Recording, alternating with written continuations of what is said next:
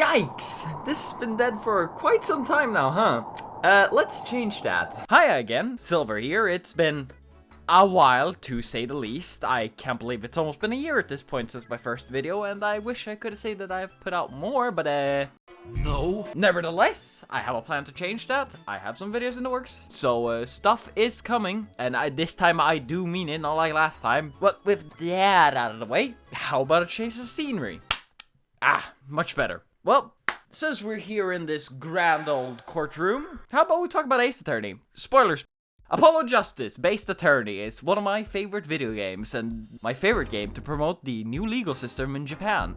No joke, they showed this to the Japanese government. For those who doesn't know, Apollo Justice Based Attorney is the fourth entry in the Ace Attorney series made by Capcom. Set 7 years after the last one, we follow Apollo Justice on his endless journey of defending the people of California. The game acts like a soft reboot, with the only thing linking it back to the old games is the main character of the old trilogy, ex-attorney Saul Goodman, Phoenix Wright. However, despite the absolutely rocking story, fantastic characters, and very well written dialogue, people hated it, despising the new take the series had taken, and was furious that things weren't the same.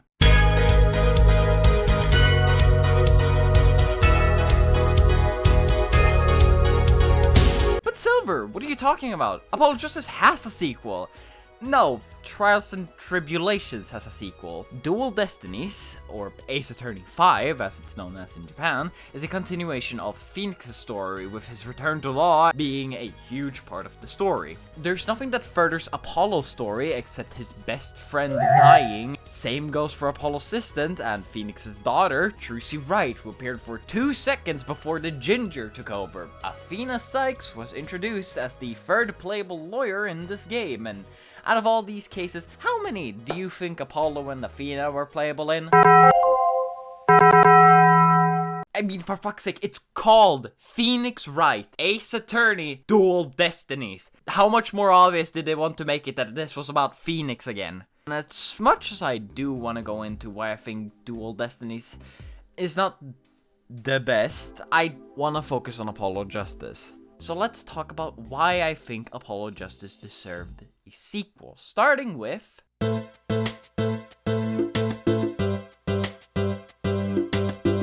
Apollo, alongside his assistant Trucy, suffers from the worst thing a writer can do with a good character, not giving them more time.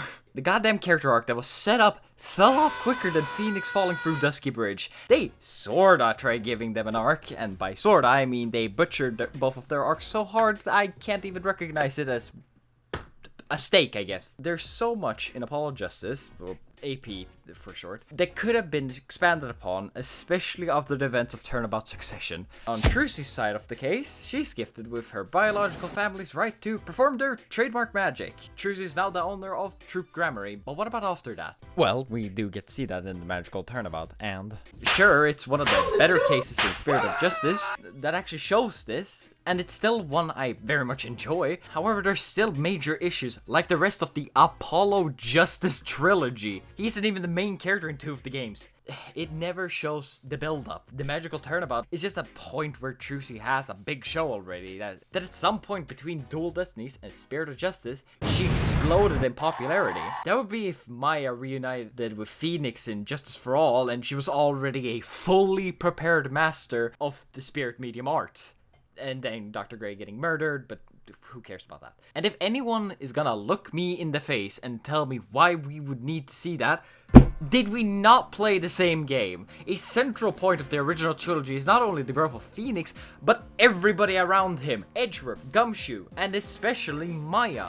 That's literally how game 1 ends. Maya deciding to train more to become a better master, and then in 2 and 3, we get to see that. Do I need to remind you all about Bridge to Turnabout? Maya face ability and growth as a spirit medium is an integral part of the first trilogy, and the same should have been done for Trucy. And the biggest thing, it's not like Trucy had to be a full-time assistant. Athena could have been a part of both games. They could have alternated like Maya and Pearls did, or been working together with Apollo at the same time. Trios work very well in this franchise. We've seen this time and time again. Trucy deserved to be much more than just a background character, And so did Apollo. Like I said before, Apollo had a huge turning point during Turnabout Succession. During the chapter, Apollo realizes that he has still seen too little to know what law is, but that he at some point in the future would, and that he'd be willing to fight to change the law if he had to. As during the case, we see many different angles of what law is, and holy shit, that's a good start for Apollo to really flourish. And then they turned him into a wet fish. Then there is his lack of confidence and yearn for respect. Apollo isn't exactly the shining face of confidence. I mean, just look at the man. Come on, this face just speaks a million words. And then there is Apollo's yearn for respect, which stems from him being treated as a joke during a large portion of the game. Teased, joked about. He's never quite taken seriously until he gets in that groove in the courthouse, where Clavier and the others actually see him for what he is, an actually competent and good lawyer. I feel like so much more could have been done with the sibling duo than what have been shown in the games we now have. Oh, hang on a minute.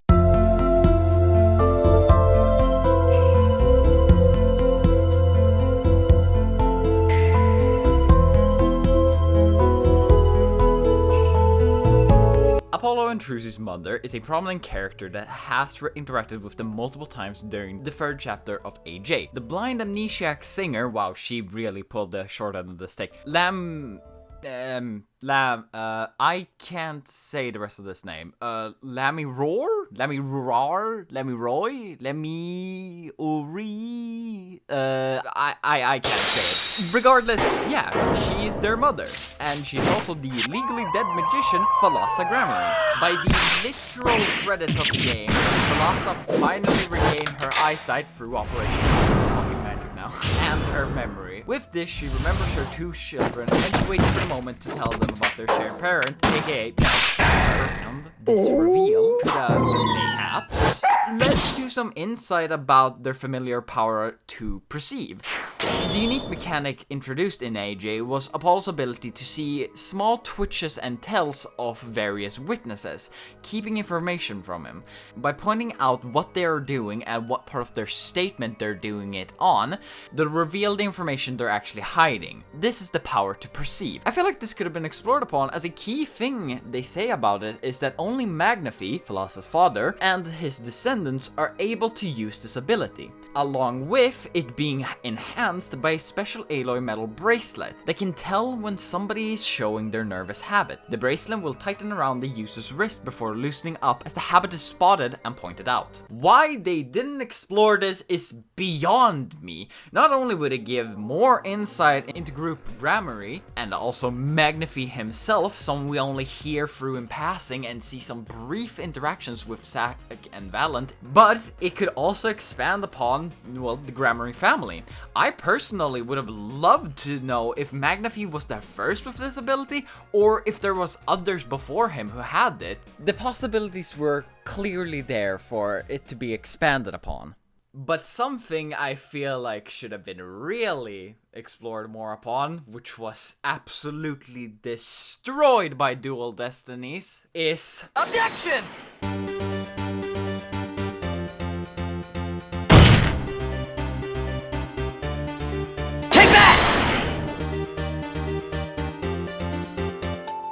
Turnabout Terror himself, Phoenix Wright, OG protagonist of this series, saw a massive overhaul in Apollo Justice, not only losing his status as the protagonist of these games, but also losing his position as a lawyer. Through a flashback, that we actually get to play by the way, which is pretty cool, we learn of Phoenix's final trial and how he presented forged evidence. Now, obviously, Phoenix didn't actually forge anything. This piece of evidence was indirectly given to him by Christoph Gavin. Now, Phoenix, being a bit of a smart cookie, doesn't just sit on his ass for 7 years. No, he goes out there and actually cooks together a plan. We see this come to fruition in the final trial, Turnabout Succession, resulting with Christoph being imprisoned not only for the crime of killing Shady Smith, the victim in the first case, but also Drew Misham and forging evidence that he gave to Phoenix with the intent of getting him disbarred. And now, Phoenix can return to law, which he does in Ace Attorney 5, with just one minor detail. He has amnesia, or was replaced by another person, because these two are not the same character. Dual Destiny Phoenix very much goes back to how he acted in Trials and Tribulations, practically ignoring his character development within Apollo Justice, only mentioning this, well, development, I suppose, of him once, which takes away from his character. As much as Phoenix still wanted to pursue the truth, he didn't really act within the confines of the law all the time, actually falsifying evidence in Apollo's first trial because he knew it was the only way to trap Christoph, since Christoph, that sneaky little rat, had already taken that piece of evidence. He actually became what people hated him for being, a forger, but nobody calls him out for it, except a absolutely furious Gavin, and they really pissed off Apollo. And this is where the problem lies with Dual Destiny Phoenix. Phoenix forged evidence to capture Gavin because in his eyes, the ends justified the means. He didn't care about the moral or legal implications of it since he wasn't a lawyer, something he points out to Apollo in the first trial. That's why he also goes on a mission to re-implement the juris system, a system where 6 jurists are picked from the public to oversee a trial and decide if the defendant is guilty or not, which was the final nail in the coffin to stopping Christoph, since no court of law could prove that he gave forged evidence to Phoenix with the intent of getting him disbarred. Ano also killed Drew Misham, pretty important plot point as well. Then comes the third chapter of Dual Destinies, a chapter where the ends justifying the means comes up quite often. Now Phoenix has a different tone about it. The ends doesn't justify the means no matter what. It's something that shouldn't be considered, and Phoenix regrets when he himself justified his own goals in the past. Objection, Your Honor! That's not even true. Turnabout Academy has no mentions of Phoenix's actions during AJ. We can't just go back to the blue-eyed lawyer that fought against the one-sided system, and that's my biggest issue with Phoenix in Dual Destinies. He's a blatant ignorance of what came beforehand, but it doesn't fit neatly into your Trials and Tribulations shaped whole, which just translates to the bigger problem of Apollo Justice being disregarded in many aspects of the franchise going forward. Apollo Justice, in my personal opinion, is a great jump-off point for a new direction of Ace Attorney, with new complex characters, a certain amount of maturity for the content presented, which once again was shown very well through Phoenix's character's evolution for this game. The game also didn't fear giving the spotlight to a new character, a character that had so much potential, but just has been relegated to wayside in favor of becoming a side character in even his own story-focused chapters. Apollo, just like Phoenix, gets relegated and watered down in Dual Destinies, creating some edgy persona that does not fit the character he was or would be in the situation. Athena didn't help the situation either, as she takes away the focus from letting Apollo develop, at the same time that this just goes back to being a second Phoenix Wright trilogy, as Apollo was not the main character, neither is Athena. And by the time of Spirit of Justice rolls around, Sadmati takes more attention during what would be Apollo's backstory than Apollo himself. Apollo Justice, not just as a character but as a game, was a great addition to the franchise. And it could have been a solid start to a new trilogy where experimentation and darker themes were used to nuance the story and possibilities within the future installments. But the game at launch was hated, misunderstood, overly criticized because it was such a massive change from the trilogy before it. People in the heat of the moment despise change, especially sudden and drastic changes. This is not to say that everybody who disliked the game did so because it was a change for the franchise. If you do dislike the game from your own formed opinion, that's fair. But the gut reaction of the community and player base tainted the game, swaying Capcom from trying new things within Ace Attorney, and instead of giving concepts and ideas another go, letting them grow, Capcom slammed the brakes and pivoted back to what the community wanted. And I think that's a damn shame, because not only does it create a gap in the characters that make them feel unnatural, if you were fond of Apollo Justice, it also means that innovation in the writing of the franchise and themes might be a long way off until we see that once again. Sadly, shedding light on this won't change anything, as I'm far too late. Capcom has chosen its path, the safe path, and it will continue for it for whenever they make Ace Attorney 7. Apollo, nor the world of his game, will never get the story it deserved. But just because Capcom has left it in the darkness, I at least hope that my tiny little light has convinced you to see the game in a new way and hell, maybe even give it one more shot.